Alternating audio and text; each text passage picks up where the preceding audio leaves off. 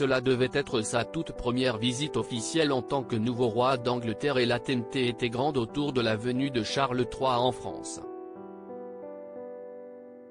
Le nouveau roi d'Angleterre, qui sera couronné le 6 mai prochain, avait choisi de se rendre en France pour entamer son règne, prenant ainsi la suite de sa mère, la reine Elisabeth II, qui s'est éteinte le 8 septembre 2022.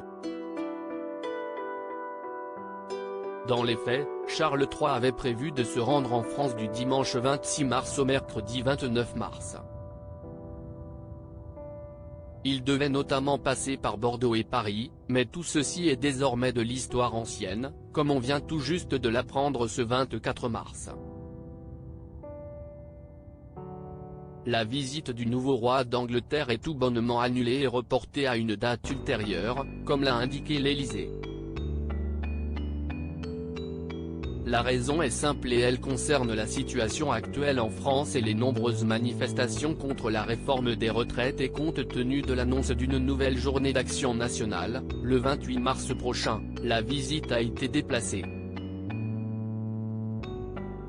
La décision a été prise par les gouvernements français et britannique, après un échange téléphonique entre le président de la République et le roi ce matin, afin de pouvoir accueillir Sa Majesté le roi Charles III dans des conditions qui correspondent à notre relation d'amitié, a indiqué l'Élysée dans son communiqué. Pour l'heure, aucune date n'a été annoncée concernant une nouvelle visite de Charles III, mais cela devrait se produire dans les meilleurs délais, comme l'assure la présidence française.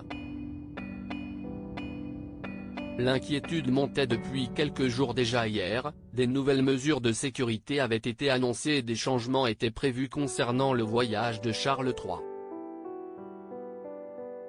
Le dîner prévu lundi soir au château de Versailles pourrait ne pas avoir lieu, informait BFM Télévision, mais devant la nouvelle journée d'action nationale prévue le 28 mars, la venue du nouveau roi d'Angleterre a été purement et simplement annulée.